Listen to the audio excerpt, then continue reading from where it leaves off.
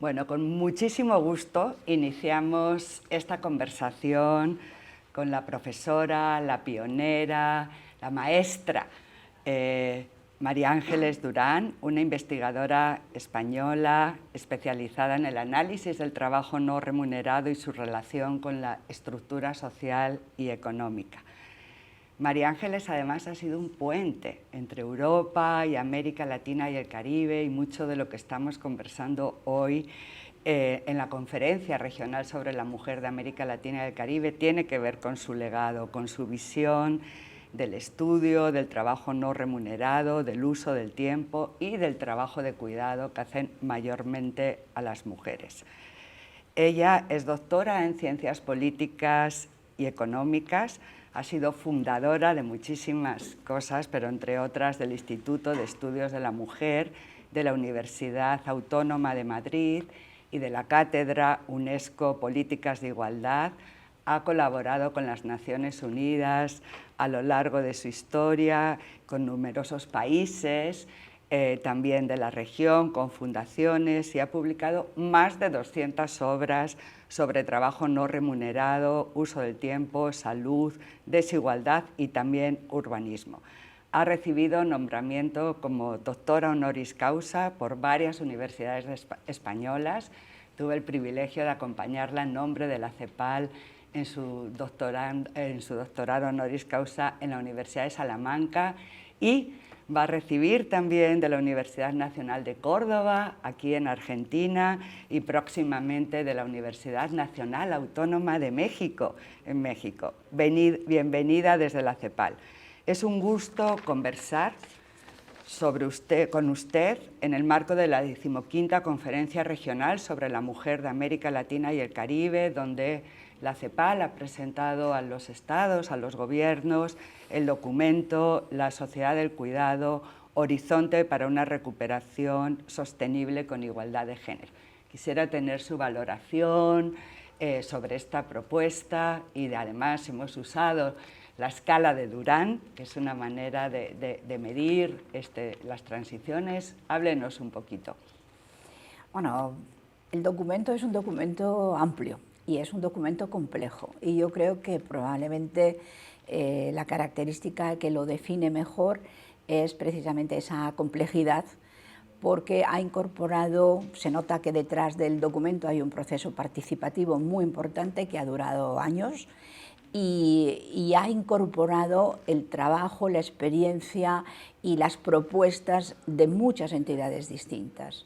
Entonces, esa complejidad es su rasgo principal, pero también como rasgo principal yo destacaría que ha hecho un salto cualitativo, que es poner en un lugar absolutamente preponderante el cuidado.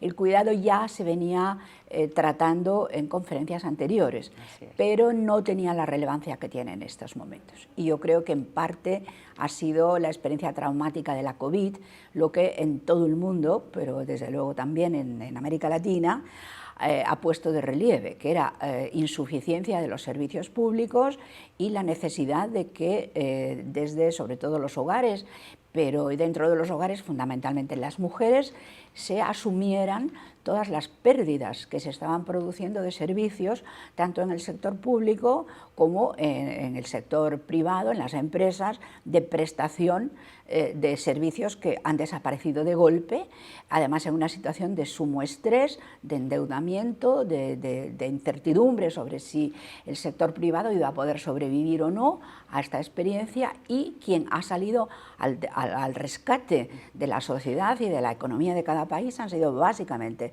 las mujeres, que han duplicado en muchos casos, en el momento peor de la enfermedad, las mujeres duplicaron las horas diarias de trabajo para hacer frente a toda esta catástrofe de pérdida de servicios públicos y del sector privado.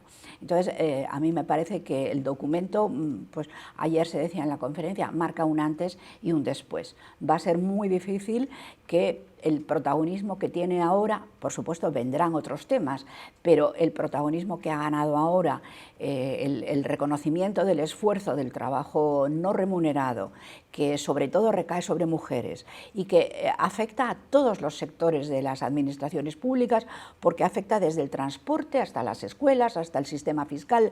Todo eso yo creo que ha ganado un reconocimiento que se lo merecía y que ahora ha sido pues, espléndido, que lo ha puesto donde debía estar desde hace mucho tiempo. Así es, María Ángeles, y la CEPAL ha hablado justamente a través de nuestro secretario ejecutivo, el señor José Manuel Salazar, de una crisis en cascada, de una crisis del desarrollo, que incluye también esta crisis que la pandemia la visibilizó claramente en los cuidados. Ya antes de la pandemia, la CEPAL calculaba que las mujeres dedican 3 veces más tiempo que los hombres al trabajo de cuidados, que la división sexual del trabajo ocurre desde muy temprana edad. Las niñas, las adolescentes, sobre todo las que son mamás, realizan tareas de cuidado desde muy temprana edad, pero también una dimensión en la que usted es especialista, que es el valor económico. Ya tenemos 10 países de la región que han hecho cuentas satélites o algún tipo de medición del valor económico del trabajo no remunerado. Estamos hablando de una 1/4 parte aproximadamente del Producto Interno Bruto, entre el 16% y el 28% del Producto Bruto Interno. ¿Qué pasa cuando las mujeres sostienen la vida, sostienen la economía, sostienen la sociedad? ¿Cómo valorar, cómo redistribuir este trabajo y este tiempo que asignan las mujeres? Pues hasta ahora lo que viene sucediendo es que la imagen de la aportación de las mujeres a la sociedad se parece mucho al iceberg. Las mujeres aportan 2/3 quizá del esfuerzo productivo, no del capital, pero sí del trabajo, y sin embargo lo único que se percibe es lo que emerge, y lo que emerge es lo que está por encima de la línea de flotación de la monetarización. Y como ese trabajo no está monetarizado, sostiene al resto del iceberg, pero no se le ve. Si choca un buque, es como un Titanic.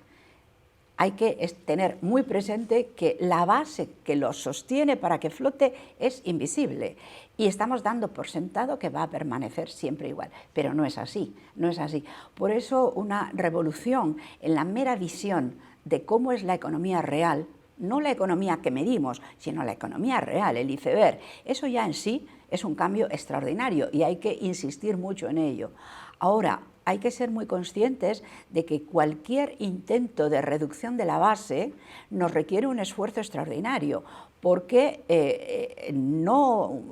sucede un poco igual que pasó en la transición hacia la industrialización. Pueden aparecer tecnologías que hagan muy rentable, muy productivo el cuidado, pero en principio es una actividad muy artesanal y es muy difícil que se introduzca una producción masiva sin que haya una pérdida de la calidad de los cuidados. Y cualquier pequeño intento de transformación en el sentido de que, por ejemplo, el Estado o el mercado asuman ese cuidado no remunerado que hacen las mujeres, significa digamos en equivalencia, muchísimos empleos que a su vez, aunque luego generen por un efecto multiplicador, generarán más ingresos, aumentará el consumo, pagarán más impuestos. Aunque todo eso se produzca después, de momento hay que hacer una inversión y esa inversión es una inversión que requiere mucho capital que de algún sitio tiene que salir. No podemos soñar con que ese capital va a caer del cielo. Ese capital hay que sacarlo de algún sitio. Puede ser del ahorro, puede ser de los impuestos, en parte puede ser de ONGs, pero básicamente va a tener que ser el Estado, porque va a tener que atender a una demanda insolvente. Y esa demanda insolvente no puede recurrir a ninguno de los otros sistemas de producción. Y eso es un cambio revolucionario. Hablemos de la economía real, hablemos de perspectiva. Tal vez antes de pasar a hablar de soluciones, usted ha sido también una gran investigadora en salud, en los temas de envejecimiento. ¿Qué está pasando? ¿Qué cambios en la población? ¿Qué fenómenos vamos a tener que enfrentar en términos de cuidado? ¿Y quiénes van a estar ahí para cuidar? Háblenos un poquito de esas transiciones. Hay una frase acuñada que es muy célebre que dice: la demografía es el destino. Bueno, la demografía cambia lentamente. Lentamente si lo comparamos con la vida de una persona, pero muy rápidamente si lo comparamos con una dimensión histórica. Entonces la demografía en América Latina en estos momentos ya la mitad de los países de América Latina ya han perdido el bono demográfico, que quería decir que habían bajado mucho en el número de niños que necesitan servicios y todavía tenían muy pocas personas mayores que también necesitan servicios.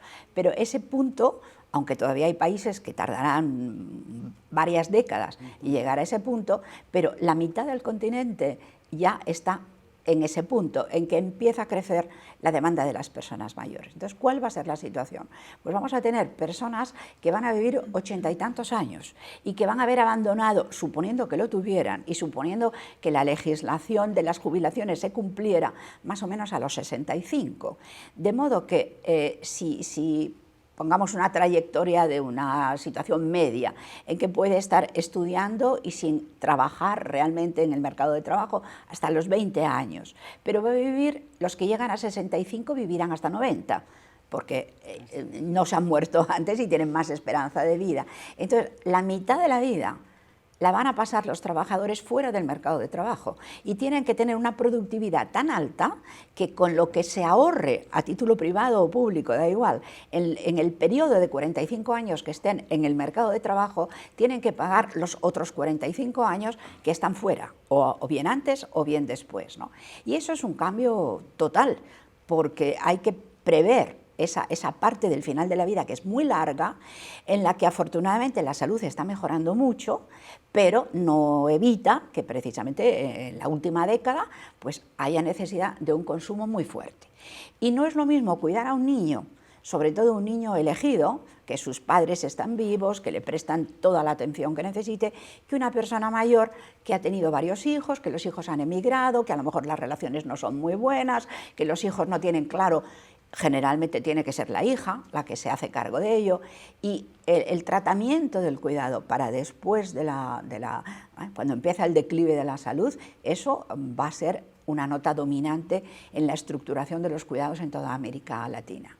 Claro, parte un poco de lo que estamos planteando es, somos una región que no logramos resolver el cuidado infantil y casi no hemos empezado a resolver el cuidado de las personas mayores, unido a una región muy afectada por desastres climáticos, por procesos migratorios que traen necesidades añadidas de cuidado y una región con alta presencia de enfermedades todavía transmisibles y a la vez diabetes, o sea, crónico-degenerativas y los temas también de salud mental que nos puso la pandemia como en el centro y que le habíamos dado poca conversación. O sea, cómo ve un poco esa transición también epidemiológica, ¿no? Claro. O sea, estamos llegando a más esperanza de vida, no necesariamente en mejores condiciones. Claro, en años de vida aumenta mucho, pero años de vida saludable no aumenta tanto.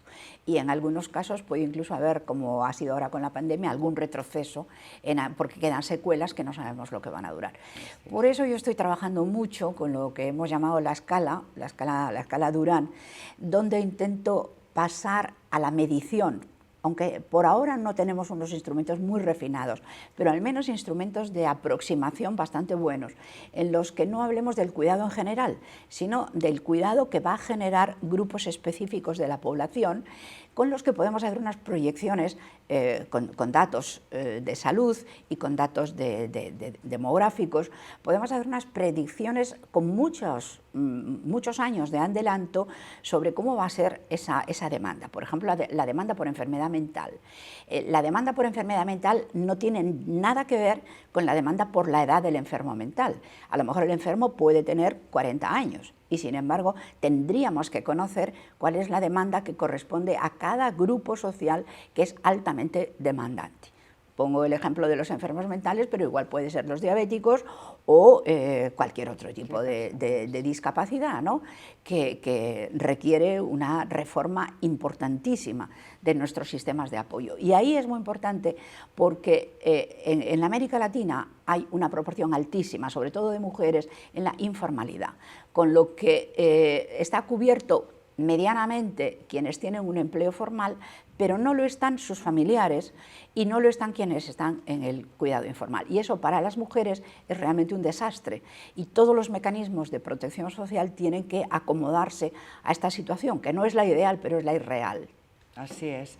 No, y estamos viendo en la región, profesora Durán, que 1 de cada 2 mujeres está fuera del mercado laboral. O sea, ya tenemos la mitad fuera. Y de las que están, como usted dice, son sobre representadas en la informalidad o en los empleos menos contributivos, de menores ingresos. Entonces, parte de lo que estamos planteando es un sistema universal de protección social, obviamente con enfoque interseccional y territorial, y esto es todo un cambio, pero déjeme decirle que en el documento de posición de la CEPAL hemos usado la escala Durán, hemos hecho las proyecciones que usted, profesora, ha planteado para hacer los ajustes a las transiciones demográficas y epidemiológicas, y ayer me contaban que en Argentina el Ministerio de las Mujeres, Géneros y Diversidad, con el apoyo de CEPAL, está usando la escala Durán, pero además tomando la encuesta de uso del tiempo,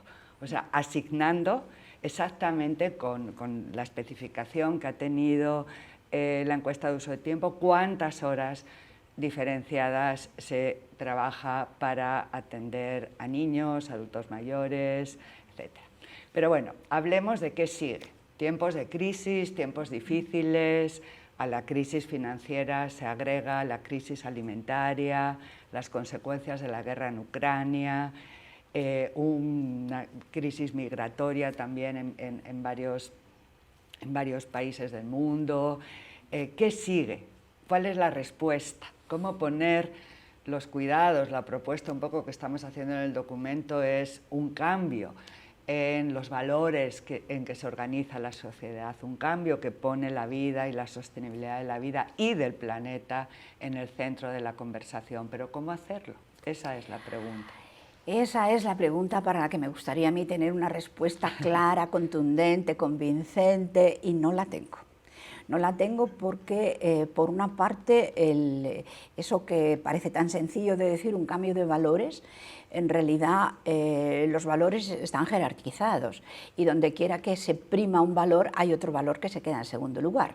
Y no hay más que ver las encuestas y el resultado de las legislativas que está habiendo en muchos países en América para saber que una parte muy importante, no ya del poder económico, sino realmente de los votantes, piensan que sería más eficiente dejar a la empresa privada.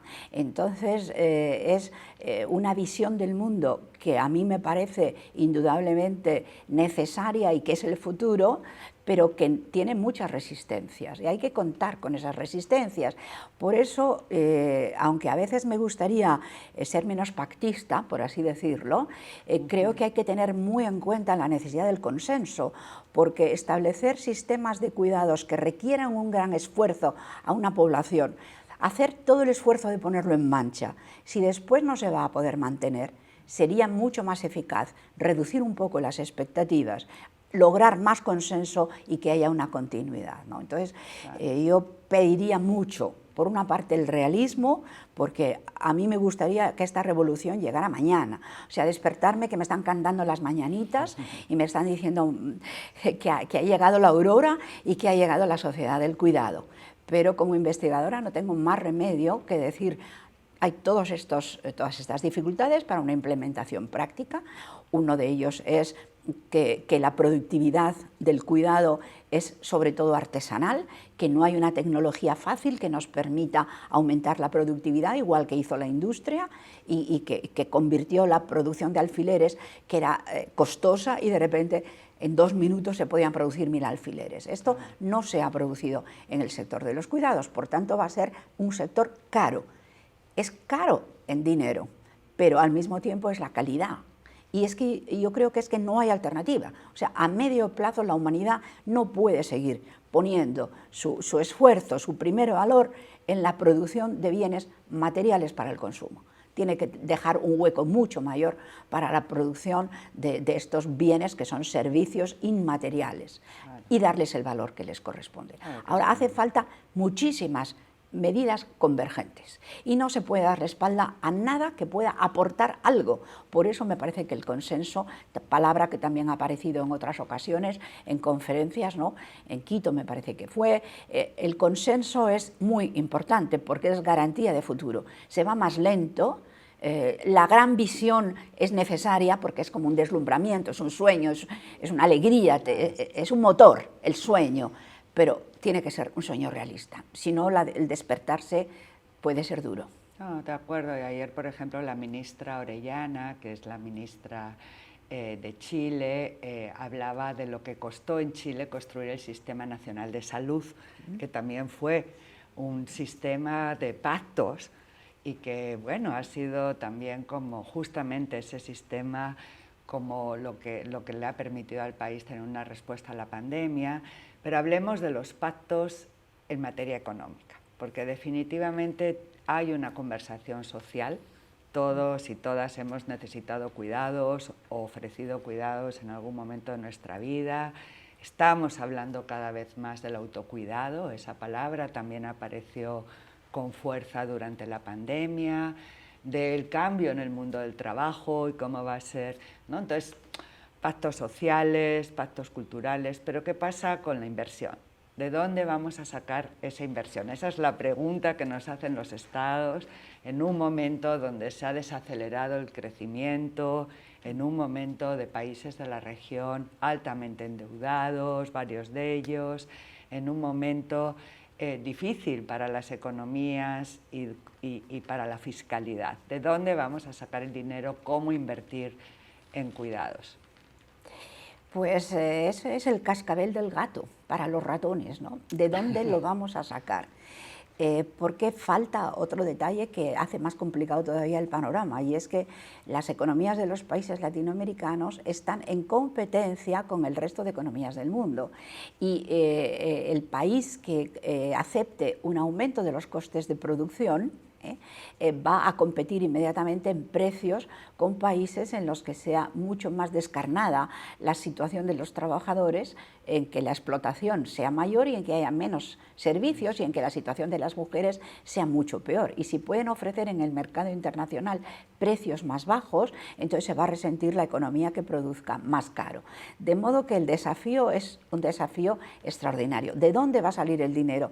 Es que va a tener que salir de todas partes. Y además no solamente necesitamos dinero, necesitamos redistribución directa de la carga. Y la redistribución directa de la carga tiene que hacerse. Redistribución de género, los hombres tienen que participar mucho más. Lo que decía al principio de que las mujeres hacen 3 veces más trabajo no remunerado, sería justo si los hombres hicieran 3 veces más trabajo remunerado. Sería una división que a lo mejor no nos gustaba, pero no sería tan injusta. El problema es que no es así. Ahora, ¿cómo conseguirlos? Hay que conseguir que los hombres asuman cuotas mayores. ¿Cómo se consigue eso? Pues en gran parte creando opinión pública, y en parte puede haber legislaciones, por ejemplo, permisos que sea obligatorio, pero todo tiene una contrapartida, o sea, ninguna medida es totalmente blanca o totalmente negra. Hasta la más blanca tiene su sombra negra, y no hay ninguna negra que no tenga algunos elementos positivos, ¿no? De modo que, bueno, es un arco de colores infinito y requiere mucha investigación, además, e incluso los investigadores muchas veces nos podemos equivocar porque no tenemos ni la teoría, que es lo más importante, pero tampoco tenemos los datos que nos hacen falta, y son a veces soluciones, quiero decir, inciden elementos externos. Pero lo primero, la redistribución de género. Lo segundo, la redistribución de edades. En Latinoamérica hay una importantísima contribución de mujeres muy jóvenes y de niñas, de adolescentes. En otros países son los mayores. Si estuviéramos hablando, y en las sociedades más envejecidas de América Latina, los mayores, sobre todo las mujeres mayores, pueden tener una sobrecarga extraordinaria. Para España, muchas mujeres mayores tienen unas jornadas de trabajo que ningún sindicato las aceptaría en un convenio colectivo. Están realmente muy sobrecargadas de obligaciones, y eso tampoco es justo. O sea, tiene que haber pacto generacional, pacto de género, pero también entre zonas rurales y urbanas, entre clases sociales. Unos cuidan mucho más a otras, y se ha globalizado. Ahora mismo el cuidado son las cadenas y los países que exportan cuidadores, básicamente, y que llegan a los países de acogida ocupando el nicho más bajo del mercado. generalmente sin papeles, sin documentación, y hasta que no consiguen todas las tramitaciones, la mayoría están en el sector de los cuidados. De modo que es un movimiento globalizado en que influyen bueno, la procedencia de cualquier sector social. Pero eso hablando nada más de la población. Claro. Los estados tienen que definir cuáles son sus prioridades. Y yo puedo decir que he escuchado a ministros de Economía diciendo que para salir de la pandemia y con los fondos europeos, pues fundamentalmente habría que invertir en los sectores que son inversiones, no en los que son costes, y estaban dando por hecho que los sectores de costes son cuidados, salud y educación, y había que invertir en industria, en carreteras, de modo que, y en muchísimas grandes entidades hay una bicefalia clarísima, en la que los responsables dentro de una misma organización internacional, los responsables de las, aquí se llamarían divisiones, en otros sitios departamentos, secciones, ministerios, tienen dos lenguajes, son como el antiguo dios este que estaba en la puerta de los edificios y que tenía dos caras, una cara a la entrada y otra cara en la salida. Los ministros responsables de un tema emplean un lenguaje y los ministros responsables de otro tema parece que hablaran no sé, en sánscrito, ¿no? En sánscrito. Y ahí hay otra pelea entre los gobiernos tienen que decidir cómo se gastan el presupuesto. Pero no hay que olvidarse del papel que pueden tener las fundaciones y las ONGs. Hay un impulso, digamos, solidario en una sociedad que hasta ahora se ha canalizado sobre todo dentro de las familias, pero que con familias chiquititas y un nuevo tipo de familia deja mucho margen a la solidaridad simplemente, y eso es un valor que hay que tenerlo presente. Y tampoco hay que olvidar al mercado. Lo que pasa es que el mercado, por definición, solamente se hace negocio, sobrevive. Y entonces, para ellos es muy importante la tecnología y la capacidad organizativa. A veces son más eficientes que el Estado. Y esa es la razón, y no una especie de maldad intrínseca, por la que los gobiernos acaban descentralizando y dando los servicios en contratas a empresas privadas. ¿Por qué? Porque es mucho más barato. ¿Por qué es más barato? Porque son perversos. Hombre, a veces puede que haya un poco de corrupción o de cualquier otra cosa, pero en muchos casos es que sencillamente son más eficaces, son más rápidos sobre todo. Implementar un sistema de cuidados puede durar tanto tiempo que cuando el ministro que lo promovió empieza a ver los frutos, ya ha perdido las elecciones y le ha sustituido otro, ¿no? De modo que, en cambio, la empresa privada, en ese sentido, tiene la ventaja de que es muy rápida y está muy atenta a la implantación de nuevas tecnologías. Claro. Estamos haciendo dos planteamientos que obviamente conversan con su pensamiento. Uno es efectivamente la corresponsabilidad de género. Necesitamos mucha más participación de los hombres y los hombres jóvenes como aliados en este cambio, desde luego un diálogo intergeneracional, y en esta conferencia hemos tenido gran participación también de personas jóvenes en su diversidad. Y la segunda es la corresponsabilidad social, ¿no? Entre el Estado, el mercado, las familias, las diferentes formas de familia, claro. ¿No? La idealizada, y las comunidades. Y una de las cosas que hemos visto, y quiero insistir un poquito en esa pregunta, es, claro, muchos de los sistemas de cuidado nacieron como un pilar de la protección social, como un gasto en protección social o una inversión en protección social. Sin embargo, hay mucha menos conversación con los ministros y ministras de Finanzas, que son pocas ministras, y de Hacienda, en cómo la economía del cuidado puede ser un factor clave de la reactivación de la economía y ahora de la recuperación. No sé cómo están pensando esto en Europa, cómo lo ve usted para América Latina y el Caribe. Es una pregunta muy difícil de responder esta, porque yo creo que a veces en las estrategias hay que creer en lo que solamente es un sueño. Y si yo hablara a título de persona particular, o si yo estuviera asumiendo un papel que no es el mío, que fuera un papel político, entonces yo diría que estoy totalmente de acuerdo, que los cuidados van a reactivar la economía. Pero no sería honrada si no hablase como lo que soy, que es una investigadora a la que le toca estudiar los aspectos a veces menos esperanzadores de unas propuestas o de unas líneas de actuación. Entonces, es verdad que una inversión, hay estudios de la OIT que lo ponen muy claro, la inversión en cuidados es la que genera a corto plazo mayor cantidad de empleos y en ese sentido es un reactivador muy poderoso. Sin embargo, lo que se invierta en un sector, si el dinero no cae del cielo, o sea, si no lo ha regalado una economía externa, ese dinero se quita de otra inversión y hay que restar el multiplicador de uno del multiplicador del otro. Si la diferencia es muy grande, efectivamente funciona como un elemento multiplicador muy poderoso. Pero los cálculos que yo conozco están hechos, y son para varios países, no solamente en la OIT, están hechos en el supuesto de pagos extraordinariamente bajos a las trabajadoras y en condiciones muy, muy precarias.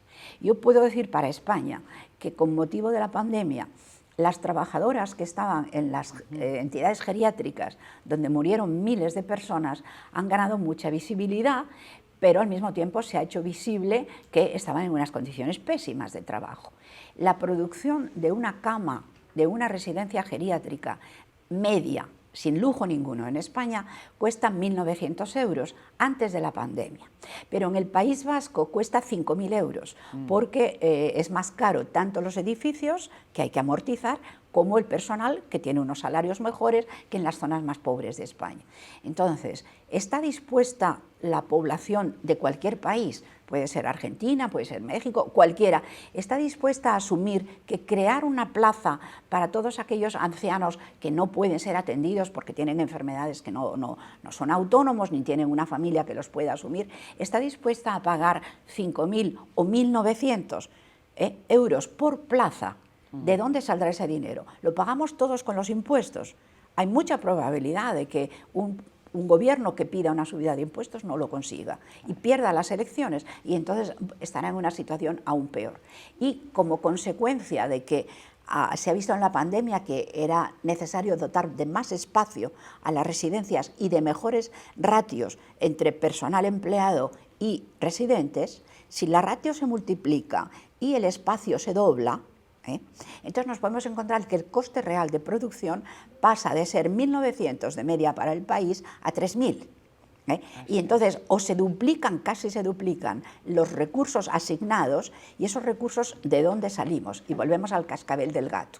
De modo que efectivamente a corto plazo invertir en cuidados es magnífico porque libera población para que pueda acceder al mercado de trabajo suponiendo que no haya paro. Si libera población y hay paro, aunque sea paro restringido al sector liberado, mujeres que antes no tenían empleo, que tienen niños pequeños, etcétera, esas mujeres no van a encontrar un empleo inmediatamente, sino que van a irse a las listas del desempleo y a intentar, bueno, va a producir conflicto social. Si sus condiciones de incorporación es, por ejemplo, guarderías cooperativas de mujeres, eso va a funcionar muy bien algún tiempo. Todas están contentas, han liberado a unas cuantas, se turnan, como sea, pero al cabo de algún tiempo eso va a ser también un conflicto social, porque van a estar en condiciones muchísimo peores que el resto de los trabajadores y van a querer ser igual que los demás. Entonces, hay que intentarlo. Y a mí me gustaría no estar dando la cara y ponerme detrás de una pantalla y gritar y decir, es el sector que lo va a revitalizar y es imprescindible y lo vamos a conseguir mañana. Pero yo estoy hablando desde la responsabilidad de quien hace investigación y dice, es necesario, a medio plazo y a largo plazo no podemos seguir con el sistema que ahora tenemos. Ahora, la transición va a ser una transición difícil y no hay más que recordar que, por ejemplo, el Ministerio de Trabajo en todos los países, ¿por qué se creó? ¿Por qué se creó la legislación laboral? Porque había unos conflictos que causaban muertos y había unas huelgas que eran brutales, ¿no? Y luego surgió un sistema de producción que al final se convirtió en el que todos los países desean. Un país más rico, incluso con buenos sistemas de producción. ¿Qué nivel de conflicto estamos dispuestos a sufrir, entre otras cosas, las mujeres que peleamos por ello? ¿Estamos dispuestas a ceder parte de lo que hemos conseguido, a compartirlo con las demás? ¿Estamos dispuestas? Muchas mujeres se han dejado la piel en ello, muchísimas, muchísimas, se han dejado la piel. Ayer se hablaba desde las ministras que sufren un espionaje casi en su vida privada, ¿no? ¿Por qué? Porque están dando la cara. Todas las mujeres que han perdido compañeros, que han perdido, que no han podido tener un hijo que querían, que han sufrido humillaciones infinitas. Bueno, eso nos lo han regalado su vida. Se lo debemos, además, de alguna manera, serles leales. Ahora, seamos también realistas. Hay que pactar y hay que saber que a veces el cielo no está a la vuelta de la esquina, sino un poquito más allá.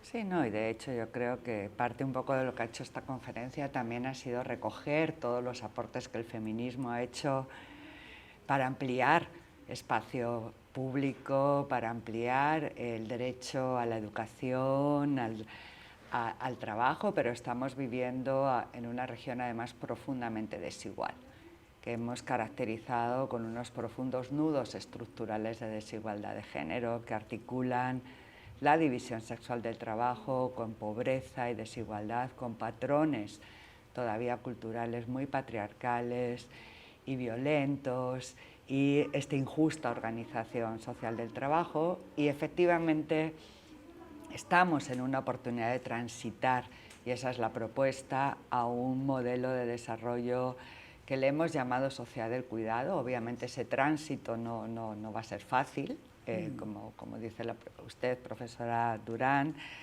pero un poco la pregunta que hacen estas ministras, ministros de mecanismos para el adelanto de las mujeres es ¿cómo empezar? Además de generar la conversación, los pactos, las ideas, ¿no? ¿Qué no debe faltar en la conversación? Yo creo que hay dos pilares básicos para una ministra, porque a lo mejor una empresaria nos decía otra cosa distinta, o una directora de una gran ONG, pero si una ministra que representa un gobierno de un país, yo le diría, sigue trabajando todo lo que puedas en la creación de imagen, o sea, en la visión del mundo, porque si esa visión del mundo no cuaja, lo demás va a ser inútil. Se va a conseguir un día, pero al siguiente no lo van a dar. Y lo segundo, crea más servicios públicos. Define si en tu país la mayor necesidad está en los niños o está en los mayores o en los enfermos. Y resuelve con esos tres sectores.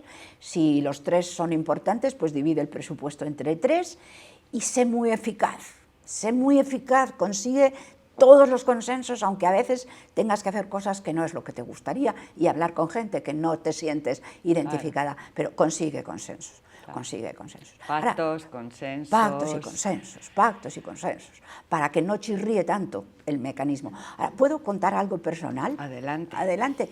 Pues mira, cuando yo acabé la carrera, yo estaba trabajando haciendo valoración de los resultados de los programas de promoción profesional obrera, ¿no?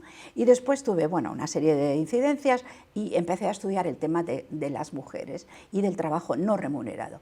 ¿Qué me decían mis colegas? Me decían, no te metas por ahí, no estudies el tema de las mujeres, ese es un tema secundario, te está esperando opciones muchísimo mejores ahí. Y ha pasado mucho tiempo. En estos momentos, cuando nosotras creamos el primer seminario de estudios de la mujer en la Universidad Autónoma de Madrid, éramos bichos raros, pero hubo una transición política en España y de repente se nos abrieron muchísimas más posibilidades que no las hubiéramos tenido en otro contexto de organización política. Y cuando hubo problemas, pensamos, nos cierran los seminarios. Siempre hemos ido de la mano de la expansión de gobiernos que han pensado que la justicia era un valor importante. Bueno, en estos momentos en España hay más de 60 institutos universitarios que tienen reconocido un rango similar a los de física teórica, ¿eh? Y yo tengo que decir que en España, que empecé de esa manera, me han dado 6 doctorados honoris causa y que soy una afortunada porque he recogido el impulso de todo un movimiento de mujeres más jóvenes, sobre todo, que están detrás. O sea que en el corto espacio de mi propia vida profesional he visto cómo éramos de decir no hagas eso a reconocer que eso es importante. Somos unas afortunadas y yo creo que en mi caso además como directora de la División de Asuntos de Género, afortunada de tenerla aquí una vez más en la Conferencia Regional sobre la Mujer. A estos doctorados honoris causa que María Ángeles Durán ha recibido en España se suman 2 en América Latina, la Universidad de Córdoba y la Universidad Nacional Autónoma de México, y sobre todo se suma una gran conversación sobre el bienestar, la redistribución del tiempo, la riqueza y desde luego una sociedad y una manera de vivirnos y del bienestar que se base en la interdependencia y en lo que realmente importa para la economía real, que es la vida humana y la vida de nuestro planeta. Muchísimas gracias, María Ángeles. Un gusto. Muchas gracias a todos. Muchas gracias a todos. ¿Sabéis? Algo